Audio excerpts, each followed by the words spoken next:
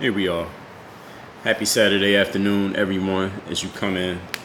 If you're watching this live, happy Saturday afternoon. If you're watching this on replay, happy whatever day it is, whatever time it happens to be. My name is Dre Baldwin. Some people know me as Dre all day. As people come into the stream, as you come into the stream, tell me your name and location. Name and location as you come into this live stream.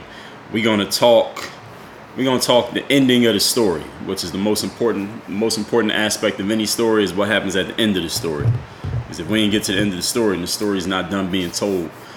But I want to talk about how this all works when it comes to succeeding, when it comes to failing, when it comes to the revisionist history that a lot of people seem to get, especially when they succeed. We're going to talk about all that. My name is Dre Baldwin. As you come into the live stream, tell me your name, location as you come into the stream. I'm going to give y'all like a minute to do that. Then we're going to get right into it. If you got questions, I will take the questions at the end. I will scroll through. If somebody posts something while I'm talking, I will come back through and address any relevant questions. Chris from Vancouver, what's going on? We are worldwide here at Work on Your Game University. My name is Dre Baldwin. I'm checking in from Miami, Florida. It's a beautiful day today. It's going to be about 85. It's going to be about 85 in Miami today. It's going down to like 50 something at night though. But we're going to enjoy the day while we're here. But we about to get right into this. I'm not going to wait too long for other people to come in. Whoever comes in, comes in. Sybil from St. Lucia. Where's St. Lucia? Where is that? Niall. I hope I'm pronouncing your name correctly. I'm probably not. From Lincoln, Rhode Island. I didn't know that was a town. Lincoln, and I know Rhode Island. I didn't know the town. So shout out to Lincoln, Rhode Island. Shout out to St. Lucia. Where's St. Lucia at? Sybil, who came in. So, what I want to talk. I was looking at Twitter, which is where I get most of my news from. I don't watch news. I don't subscribe to any news channels. I don't follow too many news people on social media, unless it's somebody who I've had a direct interaction with. But anyway, I saw that this guy in the NFL named Richard Sherman, he got named Toronto. Shout out to Toronto. He got named to the All-Pro team in football. I don't follow football that close. I do watch the playoffs, and I'm from Philly, so I will be supporting the Eagles tomorrow. But I don't follow football that close as I follow basketball. But I saw that this guy, Richard Sherman, who I heard of him, I was in the Caribbean. Shout out to the Caribbean. He got all-pro team. I think he made the Pro Bowl. He played like 90% of the snaps. So he had all these incentives in his contract because a couple years ago he got injured. He tore his Achilles, I believe, which is like for a lot of athletes, that's a career-ending injury. If it happens in your late 20s or early 30s, that might be the end of your career. Isaiah Thomas's career ended off that. Detroit Pistons Isaiah Thomas, not the current Isaiah Thomas. But he came back from it, and he played his way back into shape. But he signed like what they call a make-good contract is one of the terms they use for it, which is like when you were really good in the past, but because you had an injury or you haven't played too well recently, they give you this contract that's very incentive-laced, meaning your base salary is not that high, but you can make a lot more money if you do this, you achieve this. So basically, it's kind of like being on commission in a way. You got a base salary, but a lot of your money is based on if you perform or if you don't perform. It's not a guaranteed deal. And we know that in the NFL, since injuries are so rampant, a non-guaranteed contract pretty much doesn't mean anything. But Richard Sherman went out, he actually outperformed or performed up to all these incentives, so he made all this extra money. And the story now is, because he negotiated this contract without an agent. He didn't use an agent to negotiate his deal. He basically negotiated his contract himself. And now this news has come out that he made like $4 or $5 million in incentives through reaching all these performance incentives that he had to reach for the season. And now I just saw on Richard Sherman's timeline, he was going through it. He's having his victory lap, right? Y'all know this is what happens on the media these days. Somebody does something and it looks like a 50-50 thing, but then they succeed and then they go on their social media victory lap. Everybody's telling the story like, hey kids, look at this guy. If you just do it how he did it, you could be successful. Richard Sherman's going around telling everybody, like, he's retweeting old tweets from like a year ago when he signed the deal. People was like, that's not a good deal, but he signed it anyway. And now he proved them wrong. So he's retweeting it and clowning them, and fans is going at these people and all this stuff. Here's the thing that I want y'all to understand. And I just posted this on Twitter. If you're on Twitter, you can follow me at Dre all day. But I just said this on Twitter. It's like this in life. When you go out for something that's a 50-50 proposition, meaning you might win and you might lose, you can have all your motivation and your inspiration and all that from the beginning. But the only thing that determines, because people sometimes ask me this, Dre, how do you know if what you did was is a good idea or is a bad idea? How do you know if you have a vision for something that you should keep going towards, or if you're just delusional and you're working on something that's going to fail? How do you know the difference? The difference is very simple. The difference is based on how the story ends. See, when you get to the end of a story and you're successful, it worked out, everything worked, and you won, then you can look back at everything you did before that and say, I'm a visionary because I did this. I bet on myself. I believed in myself. I didn't let anybody tell me that I couldn't do it. I didn't listen to the naysayers. I just kept going even when things weren't working out. And then you become successful. You can come out and say, look, I went through all this bad stuff and all these people doubting me and all the naysayers and all the haters, and I succeeded. Look at me. Look how successful I became. That's what you can do when you win. But what about all the people who do the exact same thing? The people who are like Richard Sherman, they bet on themselves, so to speak. They put themselves in a position where they have to earn their success. It's not handed to them. It's not guaranteed to them from the beginning. But then they get to the end of the story and they didn't win. What about the athlete who negotiates a contract that has all these incentives in it, but they don't use an agent, and they get to the end of the year and they don't reach any of the incentives? What about that person? They don't get to tell their story. Nobody talks about that. Nobody tells that story and makes a Sports Center meme about it. Nobody posts it on Instagram. You ain't gonna hear no motivational speaker going out and telling everybody, yo, look what this guy did. Look at his example. You could be the same as him. And this is where I think a lot of people get misled. This is not a knock on Richard Sherman because he did it and he won. I could even take myself as an example. I mean, when I came up playing ball, didn't start till I was playing till I was 14, didn't make my high school team till I was a senior, walked on in college at a Division III school, didn't play my senior year of college. All of that story pretty much looks like this guy's not going to become a basketball player, but then I went on to become a 9-year professional basketball player. So looking back, I can boast about everything that I went through that was unsuccessful. But then I can say, look, it worked out. I bet on myself. I believed in myself. I made things work. I had plan A. I didn't have a plan B. I just dedicated myself to making this happen. I wasn't going to allow anything to stop me. No, failure wasn't an option. I could say all this motivational shit that sounds great, and people got to believe it because I won. I succeeded. But what about the people who do the same thing that I did, go through the same circumstances, had the same mindset, but they lose? They fail. You don't know who those people are because they don't tell their stories. Right? They don't go write books about how they failed. They don't go posting on Twitter about, hey, I bet on myself and I lost. Nobody talks about those people, but I guarantee you for every one Richard Sherman, you got 10 other people who try to do the same thing he did and they lose, they fail. Nobody tells that story. So then people are hearing the story of the guy who won and they all think that they could go be that guy. Maybe you will, but maybe you won't.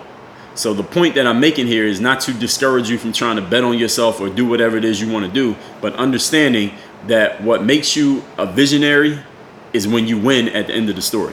And what makes you an idiot, a fool who was delusional and you were just chasing a pipe dream is what happens at the end of your story.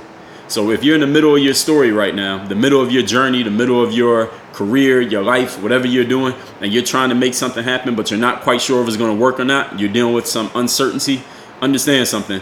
The only way you'll know for sure if you're chasing a pipe dream right now or you're a visionary who's on your way to massive success and you'll be able to tell your story to the millions of people in the world after you win, the only way you're really going to know is by what happens at the end. So what you need to do is not ask anybody, because I had people ask me this all the time, Dre, because people know my story, people who know my story, they'll say something like, I'm trying to do this and this, and it's not quite working just yet, and I'm not sure if it's going to work out. Could you help me out and help me to figure out if I should keep going and keep trying at this, or should I give up because it's not really going to work? Here's what you need to understand. I can't answer that question. Nobody can. No motivational speaker can answer it. Tony Robbins can't tell you. No author of a book could tell you. No motivating, no workout person on Instagram can tell you. No YouTuber can tell you. Your parents, your teachers, your coaches, your best friends. Nobody can tell you whether you should keep going or not on your journey for a couple reasons. Number one is your journey. So even if I was to say to you, yo, keep going, keep trying that basketball. Listen, I ain't the one who got to keep doing the work. I'm not the one who has to show up to the gym every day and get those shots up. I'm not the one who has to do all the drills. I'm not the one who has to go to the camps. So for me to tell you, you should keep going is bullshit because I ain't got to do the work. It's easy for me to tell you what to do when all I got to do is sit back and watch you do it. So I'm not qualified to tell you what to do with your journey. I'm also not qualified to tell you to stop going, to stop trying. Because if you give up and don't go after your outcome, whatever it is you want to achieve, first of all, it will make no sense for me to say that because I kept going. and I ended up making it work. But that doesn't mean that just because you were inspired by, or you heard, or you liked my story, it doesn't mean you're gonna get the same outcome that I got. But I can't tell you not to do it, because my principle is, I'd rather you make an error of commission than an error of omission. Rather, error of commission means you did something and it didn't work. Error of omission means you did nothing and it didn't work. I'd rather do something and fail at doing something than fail at doing nothing. Most people fail at doing nothing. So if you really got to decide, that's the only advice I can give you.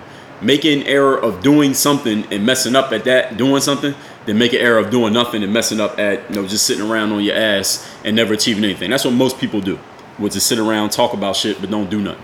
So, and the other reason why I'm not qualified to tell you not to do anything is because I'm not the one who has to live with that regret. I'm not the one who has to live with what could have been, what should have been, what would have been in my life. I like to make errors of commission. So even if I fail, it's going to be because I did a whole bunch of stuff and it didn't work. I ain't going to fail by sitting on the couch like I'm doing right now, doing nothing. But see, I ain't doing nothing right now. Right now, I'm creating some content that's going to this stream, that's going to go on YouTube, that's going to go on a lot of other places. So one thing I'm never going to fail at is sitting around doing nothing. So all of that being said, you have to decide. You got to run off your own energy. I heard 50 Cent say this, that during the time period when he was trying to get out of the street life and get into rapping before he got on and all that, he had to provide his own energy to himself, because he didn't have anything around him that said this is going to absolutely work. There was no guarantees that it was going to work, but he knew that he needed to make it work. That's why he called his album Get Rich or Die Trying. He had to make that work because he didn't have any other options. He didn't want to be in the street, because he knew if he stayed in the streets, he was either going to get killed, which he almost did, or he would go to jail. And he didn't want either of those outcomes. Jay-Z, same thing. That they knew they had to make that thing work, but that doesn't guarantee that it's going to work. Just because you don't have any other options doesn't guarantee that you're going to succeed at it. But I think it weighs the odds in your favor, in my opinion. That's what I think happens.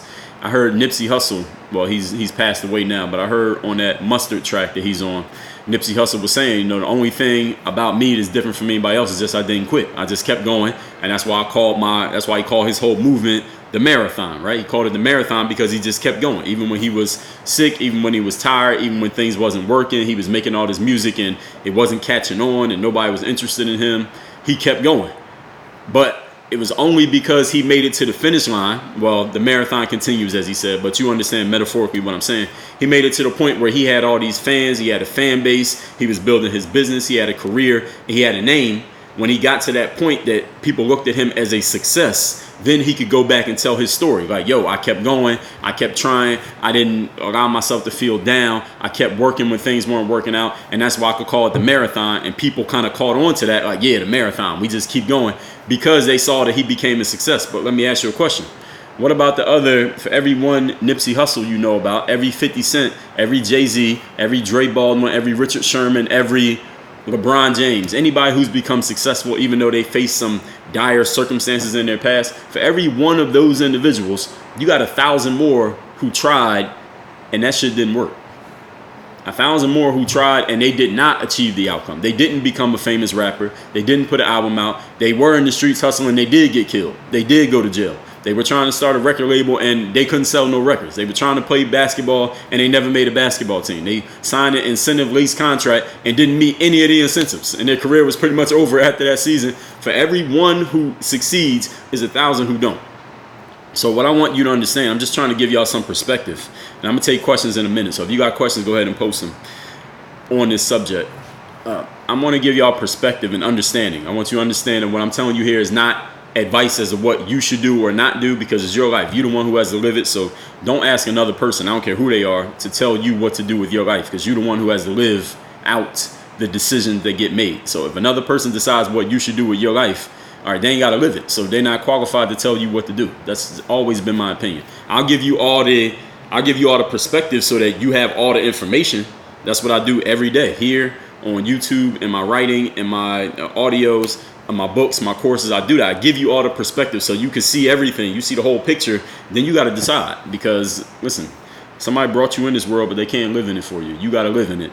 I'm giving you this perspective so that you understand that just because you see a person who they went up against immense odds and they won and they succeeded, and now they get to take their little online victory lap and everybody's congratulating them, and you get some motivational speaker going to tell the story. Look what Richard Sherman did. You could do the same thing he did. Listen, For every one Richard Sherman, there's 1,000 other motherfuckers you ain't never heard of who tried the same shit and they failed.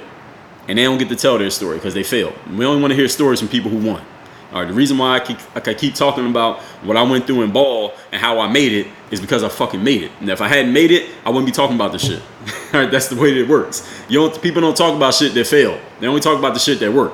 So understand that just because you're trying don't mean you're going to get rich. Like 50 Cent made the album Get Rich or Die Trying. Listen, he wasn't the first person to think Get Rich or Die Trying. A lot of them motherfuckers died trying. All right, you understand? That's the perspective that I try to give you. So you ain't going to get this from, any of your favorite motivators or gurus on the internet who just want to tell you the success stories and how you can do the same thing and try to hype you up and motivate you to do the things, or somebody who becomes successful, but they want to tell you, well, I didn't have any advantages. I didn't have any talent. I just made it. Somebody posted a comment here that last time I was live streaming talking about, maybe 2 or 3 times ago, I was live streaming talking about Kobe Bryant said he didn't feel like he had any talent. Like, motherfucker, you 6'6" and you went from high school to the league. How did you not have talent? I'm here to give you the real of it. All right, now I'm going to give you some stuff that's going to motivate you and inspire you and help you get better, but I'm also not going to blow any smoke up your ass and just tell you that you could just do it just because he did it and she did it and they did it. No, you might not fucking do it. All right, you might not do it. Just because they did it and just because it worked out for them, like, what about the other motherfuckers that bought a lottery ticket and that shit didn't cash out? So you need to know all sides of everything. That's what you're going to get from me. You ain't going to get that from the fill in the blank, whoever else you be following online and try to hype you up by telling you could do anything. No, you can't fucking do anything. You could do anything. You had a possibility of doing anything. That don't mean you're going to actually fucking do it. So now, with all that being said, I'm going to take questions. So if you got questions related to this topic, go ahead and post them. Be concise. Get to the point with your questions. I'm going to scroll back up to the top so I can see if we got any questions. We might not have questions. Let's see. My name is Dre all day. For those who don't know me, I'm checking in from South Florida, Miami, Florida. My hometown's Philadelphia, PA. I didn't even introduce myself, really. I'm a former 9-year professional basketball player, for those who don't know. I'm the author of 25 books. I've done 4 TED Talks. I'm a keynote speaker, coach, and consultant. I got 7,000 videos online, 6,000 blog posts online, 1,300 audio episodes online. I sell a whole lot of stuff. I create a whole lot of stuff for free. I do a lot. I mean, we'll just leave it at that. I do other stuff too, but I ain't going to list everything because we ain't got time. So I'm taking questions right now on the subject of, and not everybody's going to win the lottery. All right. So Sports Specific said, my stepdaughter called you Megamind. I like that. I might start using that. Megamind.com. I might go get that domain name. Sports Specific, I appreciate that. How old is your stepdaughter? Sports Specific. And where's she find me at? I need a little bit more context to that. Niall says, is there any way to know how tall you will be when you grow up? No. I mean, maybe a doctor could tell you, but I'm not a doctor, so I can't answer that question. Smooth. We'll just say smooth. I don't know what the rest of that says. What's the biggest life lesson that you have learned after playing basketball? You need to subscribe to my podcast. I did 2 whole episodes talking about that. Best lessons I learned from basketball. Actually, I did 4. I did 2 of them was the best lessons I learned from coaches, and the other 2 is best lessons I learned from other players. So you need to go to workonyourgameu.com. That's the game group membership. You get free 2 weeks. You can listen to every audio episode I ever put out. And it's like 1,500 hours of material. So you had to just listen to all of it without stopping, because then you're going to run out of time. So I have answered that question, but that's in the podcast. You got to listen to that. Ash says, make a video on how to foam roll. Nah, maybe one day. We'll see. That's not an urgent thing for me. Late Bloom BOU says, how do you get people to attract to the brand? I don't understand exactly what you mean. I guess you mean your own personal brand. I've done an audio episode on that. You want to get people attracted to your brand. Well, first of all, you got to have something of substance to share with them. What are you giving the people that they need? If you give people what they want, the right people will find you if you do it consistently. So the first thing is you got to figure out what you're delivering. What are you delivering? For some people, it's like this. They talking, they taking what's in their mind, and they can articulate it. That's what I do. For other people, I mean, y'all on Instagram. For other people, there's some females out there who, the thing that they're giving you is a nice picture of their ass or their body or their thighs or something like that. That's a product too. So you got to figure out what your product is. And there's some dudes out there that every picture they got their shirt off, right? So you got to figure out what your product is. What's your product? What are you giving people that they actually want? That's the first step. You want the rest of the steps? I suggest you subscribe to my podcast where I've talked about this in more detail. But you got to ask me a more specific question if you want a more specific answer. It's just I don't even know how to pronounce that. ASCEH13. Does it have to be about this topic? I wanted to ask this question for a couple of streams now. Now, I suggest you Google me, because any question that you have, I've already answered it. Every question I get asked here, I've answered before.